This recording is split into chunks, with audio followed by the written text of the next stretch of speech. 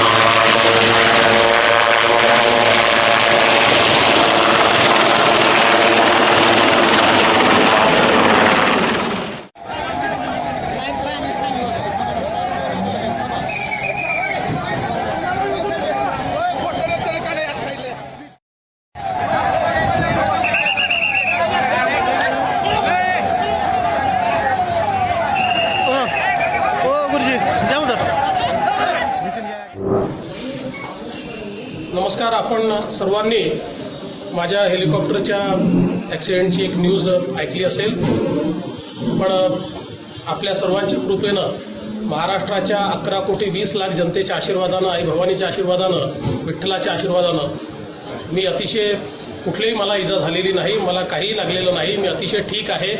त्यामुळे कोणीही काळजी करण्याचं कारण नाही आहे. लवकरच मी लातूरवरून मुंबईला त्या ठिकाणी जाणार आहे. माझी सर्वांना विनंती आहे की आपला आशीर्वाद असाच राहू द्यावा आणि कोणीही काळजी करण्याचं काही कारण नाही आहे. धन्यवाद. आइए नजर डालते हैं मालेगांव म्युनिसिपल कॉर्पोरेशन इलेक्शन 2017 पर। 24 मई को मालेगांव म्युनिसिपल कॉर्पोरेशन इलेक्शन हुआ शांतिपूर्वक तरीके से, कहीं पर कोई हादसा नहीं। पुलिस का रहा कड़ा बंदोबस्त।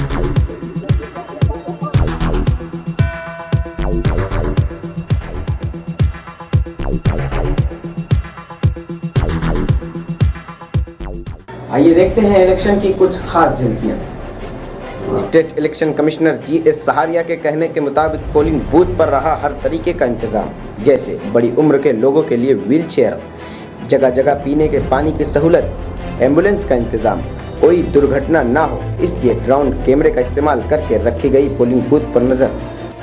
गर्मी और खासकर वोटर लिस्ट में गड़बड़ी को लेकर पोलिंग फीसद हुआ कम।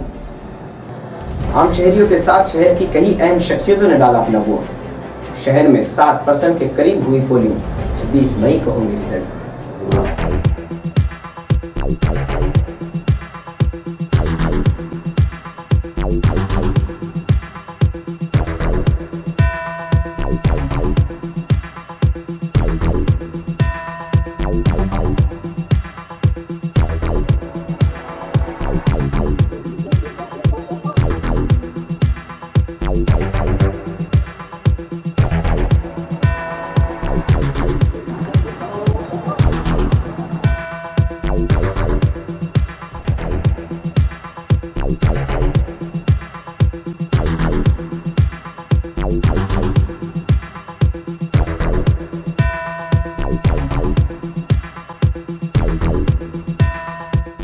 भड़गांव के साथ पनवेल और भिवंडी में भी हुए पुरअमन इलेक्शन। तीनों जगहों के एक साथ 26 मई को होंगे रिजल्ट।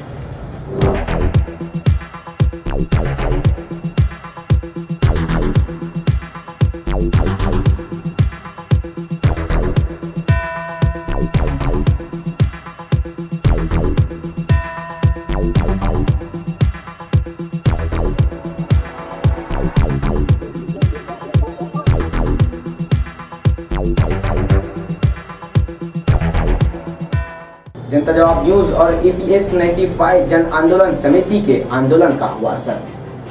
बुल्ढाना में 20 मार्च को हमने एक आंदोलन छेड़ा था। 20 मार्च 2017 को ना बुल्ढाना बल्कि हर तरफ पूरे महाराष्ट्र में हर जिला कचहरी पर यह आंदोलन छेड़ा गया। इस आंदोलन के 3 मकसद थे। एक तो कोश्यारी कमेटी EPS 95 के तहत आंदोलन छेड़ा था जन आंदोलन समिति ने, तो कोश्यारी कमेटी लागू करना। उसके अलावा 20 साल का की सर्विस के बाद 2 साल का जो वेटेज कामगारों को मिलता है पेंशन में, वो मिलने को होना। इसके लिए हमने आंदोलन छेड़ा। और एक खुशी की बात यह है कि सरकार ने काफ़ी संवेदनशीलता से हमारी ये मांग मान ली और EPFO ने उनके 8 मई के सर्कुलर के तहत ये मांग मंजूर की है। और सभी 20 साल के जिन्होंने काम किया है, पेंशनेबल सर्विस जिनकी 20 साल है, वो चाहे 58 में रिटायर्ड हुए हो या उसके पहले रिटायर्ड हुए हो या फिर उन्होंने VRS ली हो या फिर उनके कारखाने बंद हो, वो सभी को इस वेटेज का फ़ायदा मिलेगा। उनको तकरीबन हर साल हर महीने 186 रुपये की बढ़ोतरी होगी और रिटायर होने के बाद से आज तक हर महीने 186 रुपये के करीब उनका एरियर्स भी मिलेगा। और हम चाहते हैं कि जितना ये आंदोलन बढ़ता है उतना ही हमें जो सपोर्ट मीडिया का मिला है उसके लिए भी हम उनके बहुत बहुत शुक्रगुजार हैं। स्पेशली जनता जवाब चैनल ने हमारा ये मुद्दा बहुत अच्छी तरह से उठाया और उसे बहुत प्रसारित किया। उससे हमारी एक तो आंतरिक शक्ति भी बढ़ी, हमारे होश और हमारा जोश बढ़ा। हम चाहते हैं कि बाकी मीडिया वाले भी इस समस्या पर, जो कि देश की बहुत बड़ी गंभीर समस्या है, देश के 58 लाख लोगों के जीवन मरण का जो प्रश्न है उनके पैसे होने के बावजूद, उस पर मीडिया के हमारे दोस्त हमारे बंधु ध्यान दें और इस मुद्दे को आगे करें। इसमें कोई राजनीति नहीं, इसमें कोई पक्ष नहीं, ये सिर्फ एक जन आंदोलन है जिससे कि बड़े बुजुर्गों को न्याय मिले। यही धारणा से हम आगे बढ़ रहे हैं और ये संगठना भी बढ़ रही है और इसके लिए हम मीडिया को भी बहुत बहुत धन्यवाद देंगे, जनता जवाब को स्पेशली। और आगे भी आपका ये सहयोग हमें मिलता रहेगा, हमारे आंदोलन चलते रहेंगे जब तक हम कोश्यारी कमेटी लागू नहीं होती, ये आंदोलन चलते रहेंगे। बुल्ढाना जिला के देवल घाट में 20 मई को की गई पिकनिक पॉइंट के लिए जगह की जांच।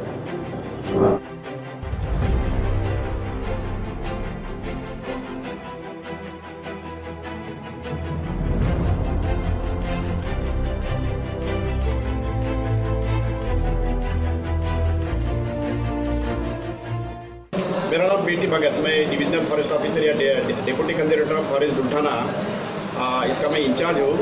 आज मैंने देउलघाट पहाड़ी जो है वहाँ जो अजेंडा पहाड़ी जो है उसमें बड़ा अच्छा जंगल है, वहाँ सागवान भी है, वहाँ फिर और अन्य प्रजाति भी है जो बहुत ही विभिन्न प्रजाति है जो बहुत ही इम्पोर्टेंट है कि जिसका अभी सुरक्षा करना बहुत ही ज़रूरी है। तो वो सुरक्षा के लिए मैंने जो देखा है कि वो मतलब पहाड़ी का जो है पहाड़ी का संरक्षण के लिए हम चाहते हैं कि वहाँ बड़ा अच्छा एक मतलब लोग आए और लोग वहाँ घूमे फिरे, वहाँ जंगल का नज़ारा देखे और खूब आनंद ले। इसके लिए मैं चाहता हूँ कि हमारे जो डिपार्टमेंट में 16 वन स्थान के बांधकाम जो है इस शीर्ष में हम उसमें एक वॉच टावर बना लेंगे और उसके साथ ही में कोई वहाँ जो है हम पेड़ पौधे जो है 1 जुलाई से लेकर 7 जुलाई तक हम वहाँ पौधे लगाने वाले हैं। पेड़ पौधे को पानी देने के लिए हम एक हैंडपम्प यानी क्या बोलते हैं उसको एक हैंडपम्प भी दे देंगे। और साथ ही में वो जो पहाड़ी है, पहाड़ी में कोई गिरना नहीं चाहिए, जो भी आता है तो उसकी सुरक्षा के लिए हम बाजू में रेलिंग भी बना लेंगे।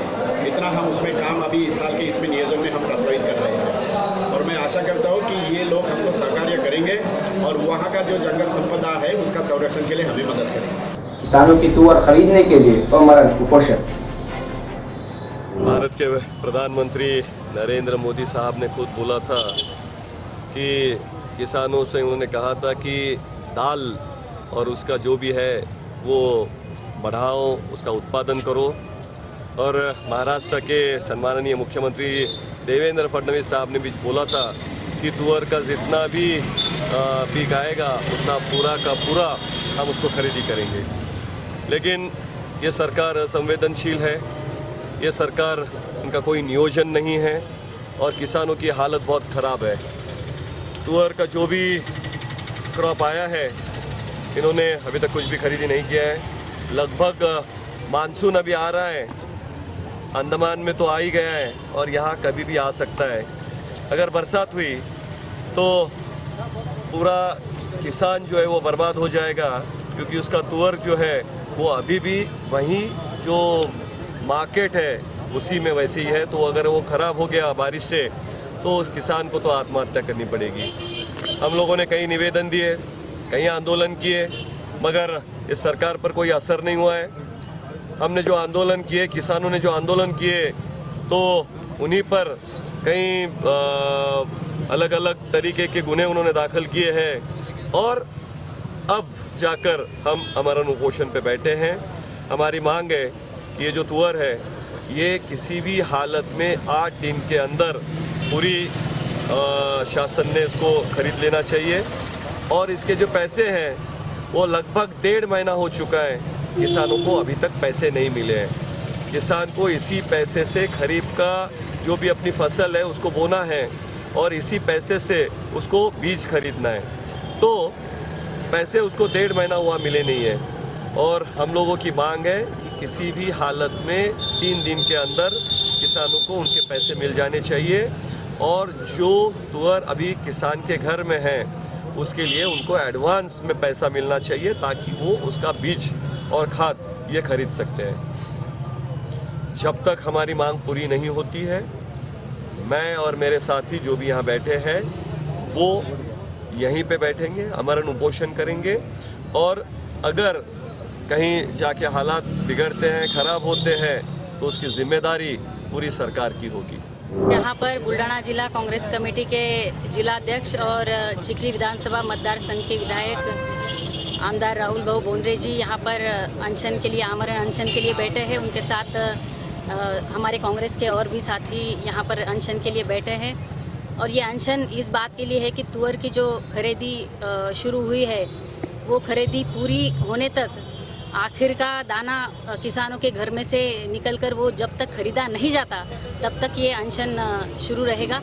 और इस अनशन में जो किसान यहाँ पर शामिल हुए हैं वो किसान और हमारे कार्यकर्ता, इनकी यही मांग है कि हमारी महाराष्ट्र की सरकार जो छत्रपति शिवाजी महाराज का आशीर्वाद लेके हम आए हैं सत्ता पर, ये दावा करती है, वो क्या किसानों के बारे में सोचती है, ये उन्होंने थोडा आत्मपरीक्षण करना चाहिए। नवरीकडल्या कुटुंबियांचा या ठिकाणी आनंद व्यक्त करण्याचं या ठिकाणी योग्य नसून संपूर्ण राज्यातील शेतकरी हा अतिशय दुर्दैवी अवस्थेत या ठिकाणी या शासनाने आणलेला आहे। अतिशय खूप कवडी मालानं त्याचा मालाचा भाव त्या ठिकाणी आहे। तुरीचं या ठिकाणी योग्य नियोजन नाही आहे।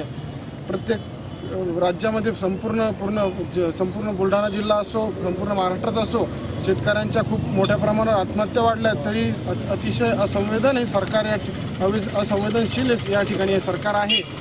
आणि अतिशय माझं एकट्याचं लग्न या ठिकाणी महत्त्वाचं नसून या संपूर्ण शेतकऱ्यांचे प्रश्न हे खूप महत्त्वाचे आहेत। त्यांच्याही मुलांचे लग्न हे अतिशय महत्त्वाचे आहेत। त्या जे सरकार हे काही भीक त्यांना देत नाही आहे, त्यांच्या मोलमजुरीचं, त्यांच्या अतिशय महत्त्वाचं ज्यांचं जे घाम गाळून जे मेहनतीचं कष्टाचं जे कमाई है तीस त्यांना देण्यासाठी अतिशय त्रास त्या ठिकाणी देत है। जिला बुल्ढाना के देवल घाट में जिला परिषद हाई स्कूल में मिलने वाली खिचड़ी की हुई जांच।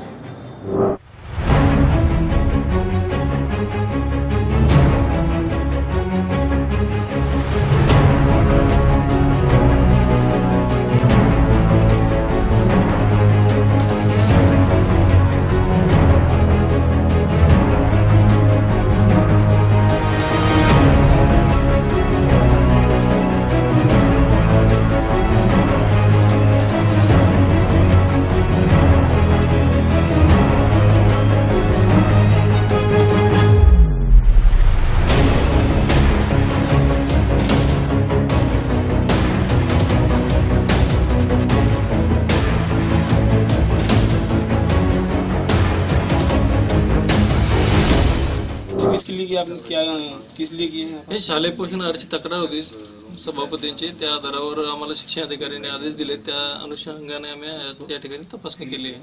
तपासणी क्या क्या मिला आपको? तपासणीमध्ये म्हणजे आम्ही जे बघितलेलं आहे त्यामध्ये शिक्षण अधिकाऱ्यांना अहवाल दिला जाईल, त्यानंतरच त्यातून काय आहे ते. सर हे जे रूम आहे स्टॉक रूम, त्यात स्वच्छतेबद्दल काय म्हणणं आहे तुमचं? ते स्वच्छता नव्हतीच, ते म्हणजे तांदूळ व्यवस्थित ठेवला गेलेला नव्हता. एक कोपऱ्यात जो तांदूळ होता तो खराबच आहे. उसमें चूहे वगैरह भी मरे हुए निकले? आम्हाला काही दिसलं नाही असं. नहीं, उसकी शूटिंग मैंने लिया, आपको बता दो. आम्ही आता एवढं मोजलंय तर आम्हाला काही दिसलं नाही. मैंने तभी आपके सामने लिया हूँ ना. काय केली आहे ते?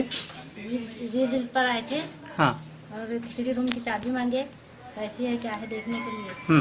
मुझे एक स्टाफ रजिस्टर मांगे, स्टाफ रूम की चाबी, स्टाफ कितना माल है देखने के लिए चाबी मांगे, लेकिन सर ने देने से इनकार कर दिया. वीडियो साहब को कॉल किया और वीडियो साहब आए और हमने सील किया. आपने रूम सील करके गए थे? हाँ, रूम सील कर दिया. इसके बाद में चौकसी में आपने क्या क्या देखा कि यहाँ पर बहुत घान है, सब माल सड़ रहा है. कौन सा माल? बढ़ाना है, चावल में चूहा है, कीड़े मकोड़े. अगर जो बच्चे इसके खाने से बीमार होते हैं तो इसके जिम्मेदार स्टाफ रहेंगे. चिखली आमदार राहुल बोद्रे और कांग्रेस के पद अधिकारियों पर हुआ गुन्हा दर्ज. आज रोजी पोलिसांनी जे आमच्यावर गुन्हे दाखल केले होते कालच्या घटनेबद्दल, म्हणून आम्ही स्वतःहून आज अटक करून घेण्यासाठी पोलीस प्रशासनाच्या स्वाधीन झालो. पोलिसांनी मात्र चौकशी केल्याशिवाय तुम्हाला अटक करणार नाही अशा पद्धतीची भूमिका घेतली. खरं तर काल चौकशी केल्याशिवाय गुन्हे दाखल केले हे यावरून सिद्ध होतंय. आज आता चौकशी त्यांना आम्ही हेही सांगितलं की तुम्ही तातडीनं चौकशी करा. जोपर्यंत तुम्ही चौकशी तुमची पूर्ण होत नाही तोपर्यंत आम्ही इथेच बसून राहतो.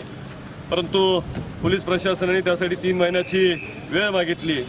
याचा अर्थच कुठल्याही परिस्थितीत शेतकऱ्यांचं आंदोलन जे आहे ते पुढे चालू नाही. आमच्यावर दबाव राहावा आणि दबावाची ती तलवार आमच्या डोक्यावर टांगती राहावी 3 महिन्यासाठी असे या पोलीस प्रशासनाला वाटते. त्यांना असं वाटतं की म्हणजे या चौकशीमुळं म्हणजे आम्ही आता कुठलंही आंदोलन यापुढे करणार नाही, पण तो त्यांचा भ्रम आहे. शेतकऱ्यांसाठी आणखी अनेक गुन्हे अंगावर दाखल झाले तरी आमची ती घ्यायची तयारी आहे. आणि त्यामुळं परवापासून जिल्हाधिकारी कार्यालयासमोर तुरीचा शेवटचा दाना संपेपर्यंत उपोषण करण्याचं आम्ही ठरवलंय. आणि त्यामुळं परवा सकाळपासून जिल्हाधिकारी कार्यालयासमोर आम्ही आमचं उपोषण पुन्हा एकदा सुरू करणार आहोत. शेतकऱ्यांच्या न्याय हक्कासाठी आम्ही लढणार आहोत आणि लढत राहू. सर, आता याच्यानंतर आता तुम्ही इथून उठले समजा, याच्यानंतर आणखीन आंदोलन करणार का? निश्चितपणे आंदोलनाचा पुढचा टप्पा म्हणून जिल्हाधिकारी कार्यालयासमोर आमरण उपोषण याला आम्ही बसणार आहोत. समजा आता बाजार समिती वगैरे जे असतात तिथं जाऊन समजा काही आंदोलन वगैरे करणार का? हे निश्चित जिल्हाभरामध्ये आमचे कार्यकर्ते जिथे जिथे जे जे आवश्यक आहे ते निश्चितपणे करतील आणि या मुर्दाड प्रशासनाला त्यांच्या भाषेमध्ये निश्चितपणे समजावून सांगतील. हर छोटी बड़ी खबरों के लिए देखते रहिए जनता जवाब न्यूज. एडवर्टाइजमेंट, इश्तिहारात और जाहिरात के लिए इन नंबर पर कांटेक्ट करें.